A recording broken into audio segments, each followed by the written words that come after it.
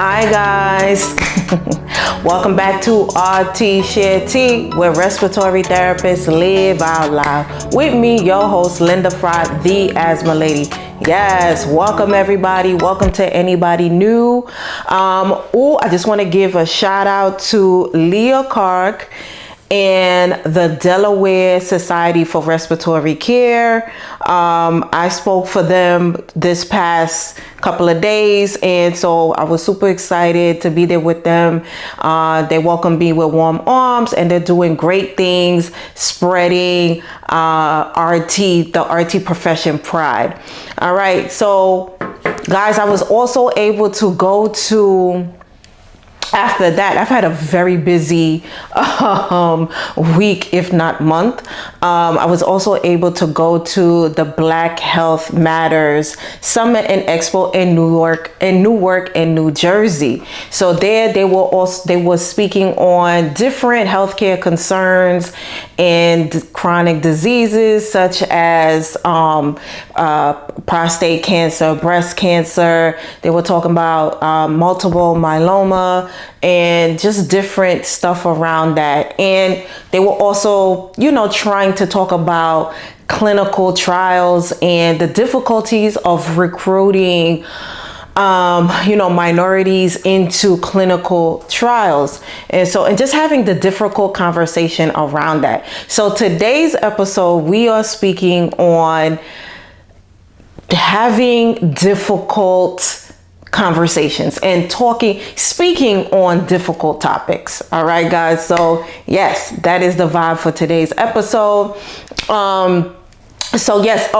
Don't forget, on June 10th, we are having a vision board party. So come through, have a good time, come speak your dreams, come leave with a vision board, food, raffles, giveaways. So it's going to be a great day of just being together. So the description for that will be in we'll have a link in the description.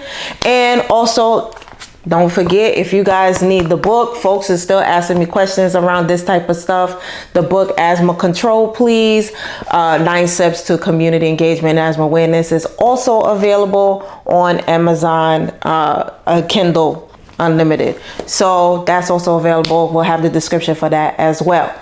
Okay, so lately I have been speaking on just different topics, and especially for Asthma Awareness Month, which is still happening now, just speaking on health disparities and specifically asthma disparities.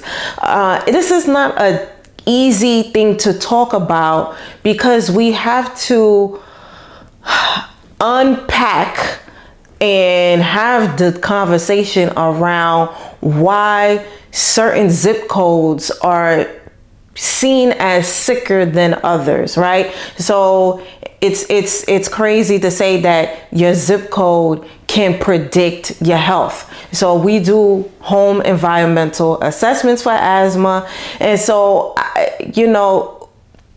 it's hard to talk about things like environmental triggers such as pests. So it's talking about cockroaches, mice, and rats, and how this may not be isolated to the specific patient. So someone can be very tidy and clean and still have a pest infestation in the home because it might be linked to the actual building. So what we are seeing is in different zip codes is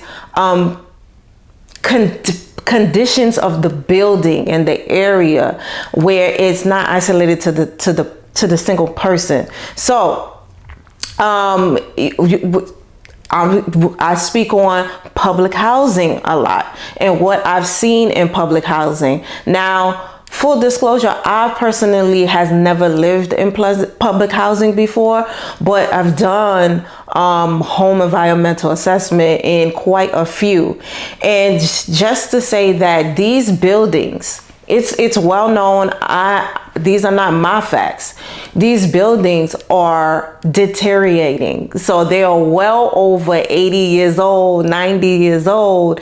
and they're not being well upkept. And if you're not aware of what attracts cockroaches and rats and roaches, like foundations, cabinets breaking down, leaky pipes, and these things attract pests. And so it may be so having conversations around the stigmatism of even talking about dealing with pests and dealing with pests in the home. It's a hard conversation to have because a lot of people don't want to talk about these topics. You know what I'm saying? They don't want to talk about these things, but they do relate to a lot of patients that go to the emergency room, especially in minority communities and in urban environments and multifamily housing. It is just unfortunate that it may not be you, the actual patient, causing the problem. It may just be the condition of the building. So, you know, these things are, so we're talking about systems that are where people are set up for failure. You understand what I'm saying? So, these buildings, they need to be funded. This is connected to politics, which is like, you know, outside of my scope or whatever, but I have started to do more work in the, you know, patient advocacy space and speaking on patient behalves. And just because of how annoyed I have been with just seeing what's going on in some of the conditions of these buildings. And think about it. I was very surprised to not see, you know, asthma education and awareness at the Black Health Matters event in Newark, especially asthma being such a big healthcare issue in Newark, New Jersey. And once again, is largely linked to broken down buildings like the school buildings and public housing. And these buildings just not being upkept, landlords painting over mold, and, you know, once again, just you know, patients, people going to the emergency room and using that as their main source of getting healthcare services and not doing preventative healthcare, not having a PCP and these type of things. And so we need to talk about the difficult situations. The difficult topics.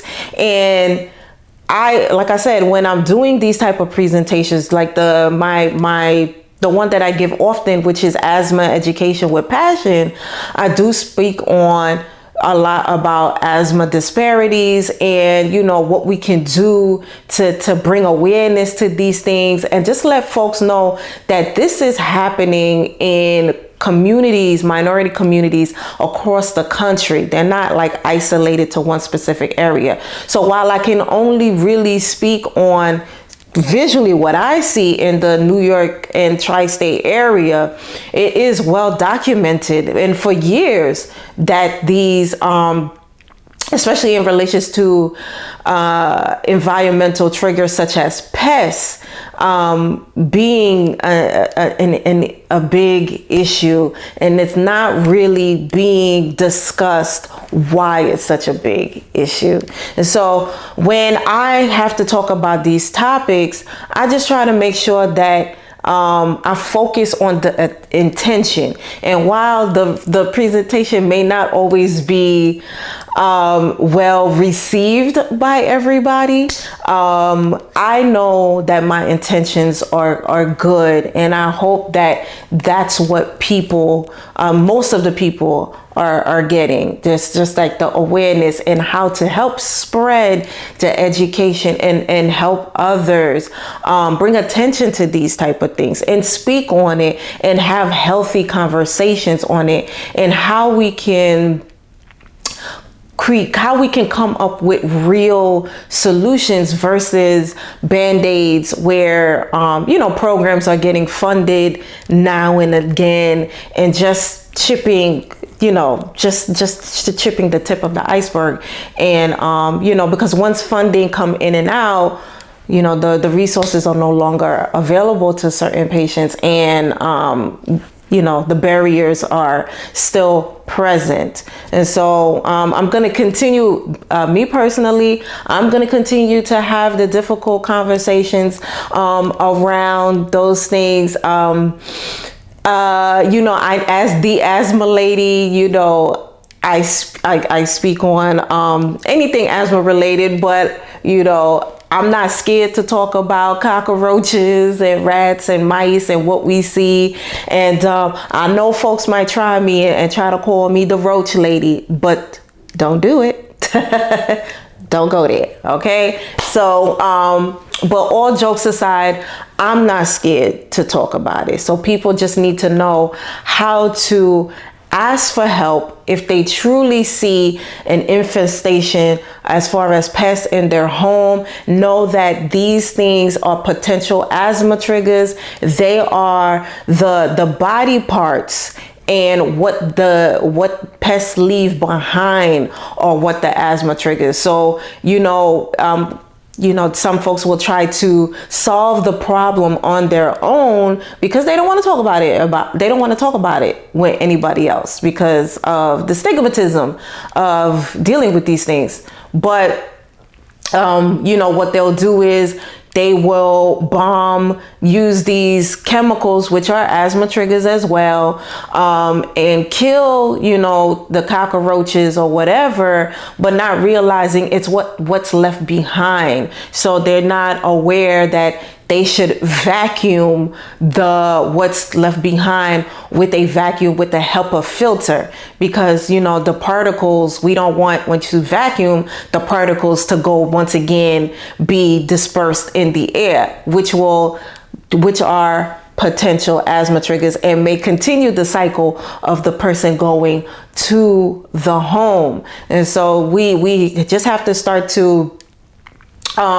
use resources, quality resources from trusted sources on speaking and being able to speak on these type of topics. I've had back when I was the chairperson to the North Brooklyn Asthma Action Alliance, I used to show pre and post pictures of some of our home environmental assessment. I would spare people some of our very graphic pictures, especially if they did not have lunch. But I just always would like to show kind of like the receipts of how to really help people deal with those issues, and just peeling back the why these things are hard to talk about. All right, guys. So as time go on, I'm going to be speaking more on those type of things and creating content around those things, and just seeing where that goes, and just working with different organizations and stuff like that.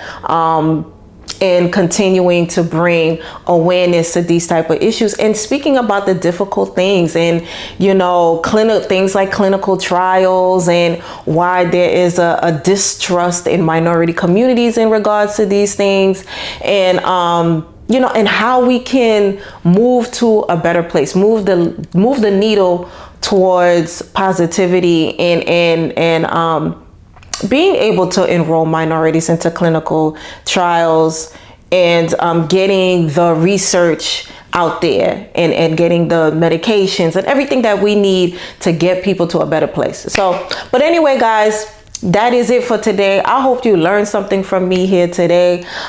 Please remember that we are on the Patreon space. Got content coming up for that too. Been busy, but I will get to those things. Once again, don't forget our vision board party on June 10th, coming up very soon. The month is going very fast, so everything will be linked in this to this video and content and podcast episode. And yeah, guys, so much more to come. We have more guest co-hosts coming, and just more exciting topics to speak on. All right, guys. So yes, hang in there with me, and remember, we are growing together. right, guys. So yes, so everyone, just please remember to invest in yourself and to only compete with yesterday's version of you. I'll see you next week. Bye.